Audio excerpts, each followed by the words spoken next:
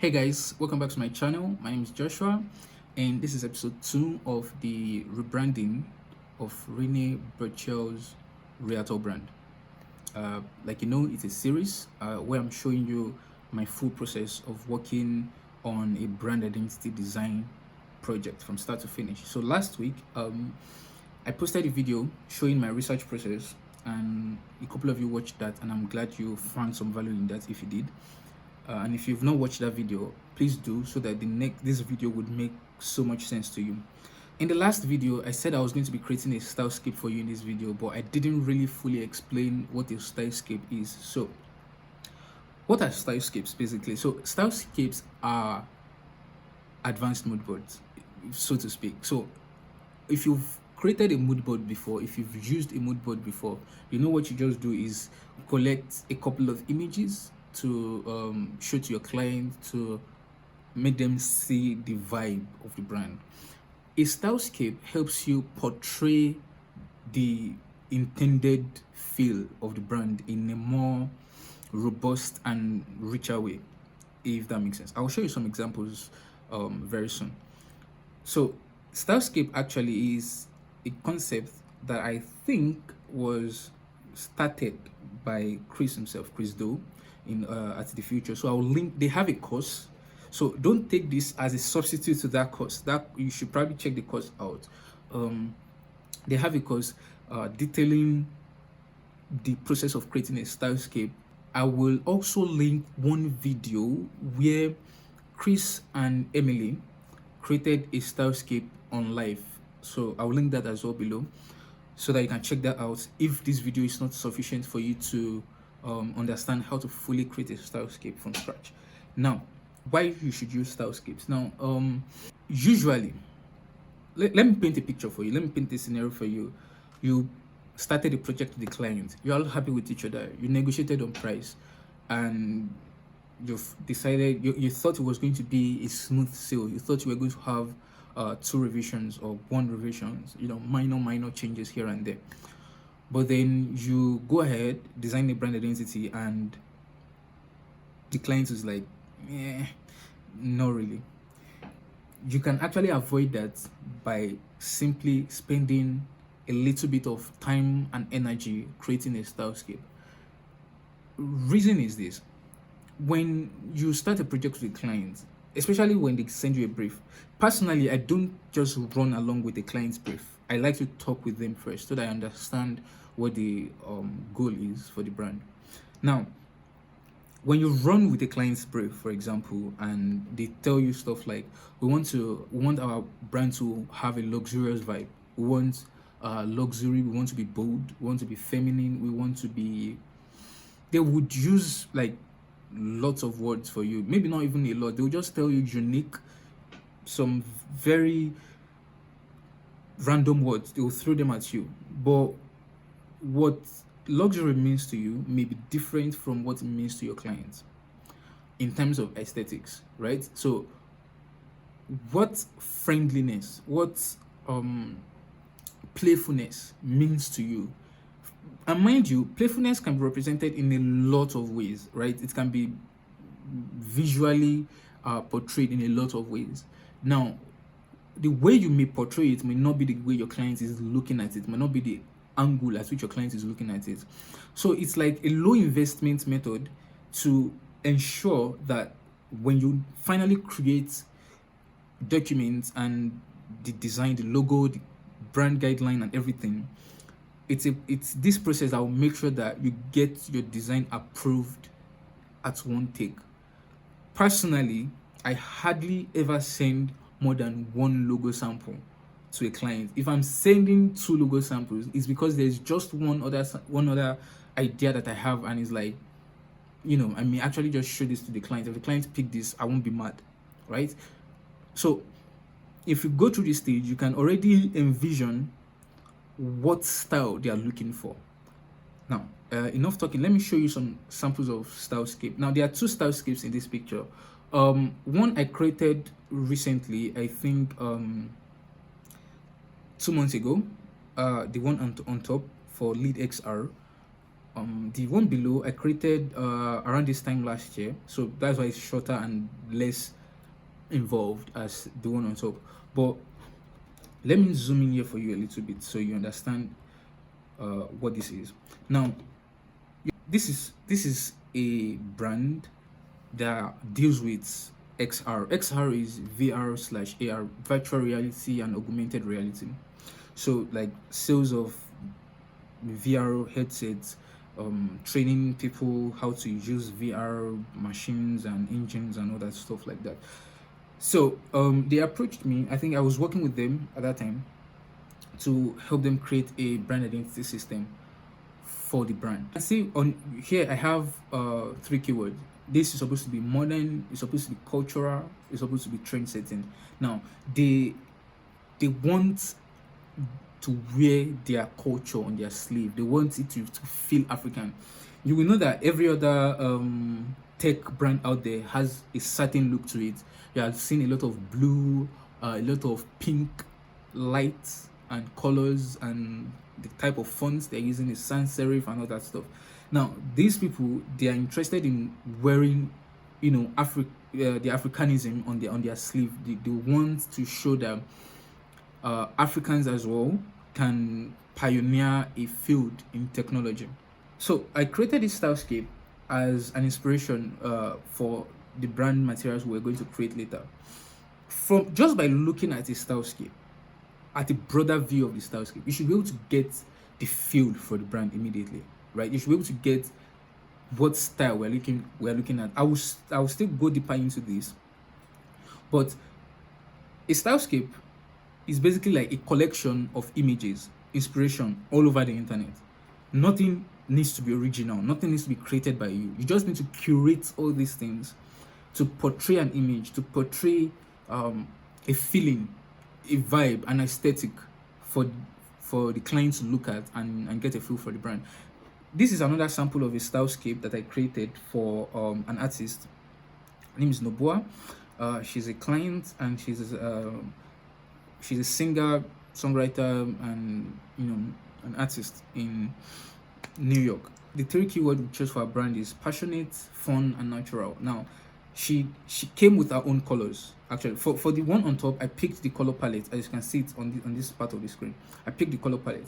But this one, she came with her own color palette. She has meanings attached to these colors. So we were trying to build a brand around those color palettes and try to make the brand feel fun, have some natural feeling in the brand in terms of organic shapes, like flowing shapes, gradients, nothing too well cut, if that makes sense.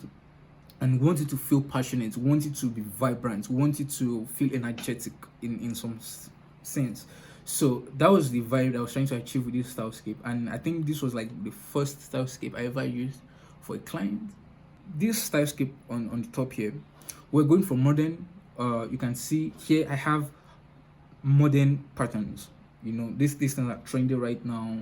We have 3D objects, they feel modern, right? The font, the typography choices feel very modern. The sans serif, then we also have the vibe that we want it to be cultural. You can see from the colors, you can see this guy, we call him a hero.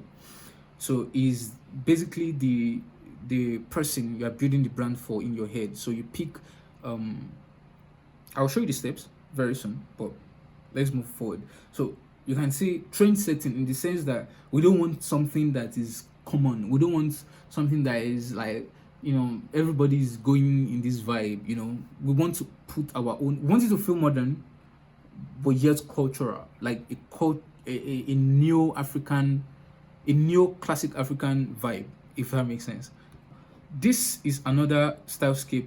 I'm actually still working on this project, but I was a member of the Future Pro group. I was able to get closer to experts in the field and have them look at my work and critique it. The one on top is the Stylescape I created at first. So this project, I was going for, so it's a fashion brand, basically. It's specifically targeted at women, but women who are like extra. They are women of power, women of influence, they are bold. Then it's luxury, it's like proper luxury. It's, you can see I played with light, refraction, textures, typography choices. You can see from this side of the design, I have stone. So sapphire is a play on the word sapphire. The colors are inspired by the material itself, which is sapphire, and a lot of things in the brand are also inspired by that. And you can see the hero image I'm using here. She's young, right? She probably in her late 20s. I'm thinking 20s. The dress she was wearing looks quite expensive. It's not cheap. So she's a proper avatar to use in this sense, to have a feeling of who our clients may be. If you remember in the last video, I was showing you customer personas, like who we are targeting, right? So those kinds of people are what you want to put in your Stylescape as the hero. Now, looking at it, I have objects there. There is this gold foil thingy. There is, this bag that looks quite expensive. There is the perfume bottle with the golden texture, with the perfume bottle also having some refractive feel to it. Then typography, serif typography, to give that vibe of luxury and a little bit of tradition. Is usually kind of almost always linked with luxury in some sense, especially this kind of maximal luxury, right? So yeah, then patterns, light, sales, texture, a lot of it. So the feedback I got was that it was drawing people out. It was too busy. You don't know where to look immediately when you look at it, right? So this is why you should have people critiquing your design and not be so hot-headed about what your design is. A lot of the time there's something you could improve upon. Just a side note. But anyway, going back to this, so I got the feedback that this is a little bit too dark. So we know that we are using the color blue, we know that we're using the gold touch as well, but a client could see this and feel like, oh, it's way too blue, like it's just way too blue. Is it only blue we are using? Are we going to be that restricted in terms of color? So you want to throw some light in there, throw some white color. I moved this perfume bottle here, added some extra design, I added some extra images, some extra typography, just to air it up a little, and took out some unimportant objects. Now, what you want to always do is to make sure that everything in your Stylescape has a purpose. Don't put anything there that doesn't have a meaning. That let everything be tied to the brand in some way. Now, how do you create a Stylescape? So to create a Stylescape, there are a couple of steps that you go through. First of all, you need to pick the 3 keywords that you're going to use to describe your brand, right? So the 3 keywords are going to guide you in what kind of image you are going to collect. So the 3 keywords I've chosen for this brand, for Rene Brechel's brand, is trustworthy, confident, and friendly. You can see from this one, I chose bold, luxurious, and feminine. For here, I chose modern. The one on top, I chose modern, cultural, and trend setting, and the one below, passionate, fun, and natural. You may also want to run these words by your clients as well, maybe before you start creating the Stylescape, so that you can make sure that, okay, you guys are thinking, this is why I think it's trustworthy. Let me now come and talk about this brand, right? I'm coming back into Rene Brechel's brand. So doing our research last week, you can see why she's trustworthy. She has the credentials, she has the certification, she has the qualifications, she has the social proof as well, in terms of like the number of customers she's worked with that are happy, and there's trust between her and her clients. And then she's confident. A brand should feel confident. Like, it's not just about the fact that you can trust me alone. Trust is almost, while trust is like a special quality, it's kind of still not sufficient. If we say a brand should be trustworthy, we also want to be confident. She's an established woman. a brand should feel that way, like, okay, I'm confident in myself, I have the credentials, I have, all that it takes to help you find your comfort, help you find your home. Now, which brings me to the third keyword, which is friendly. So it was a thing that I saw recurring in a brand. She has this friendly vibe.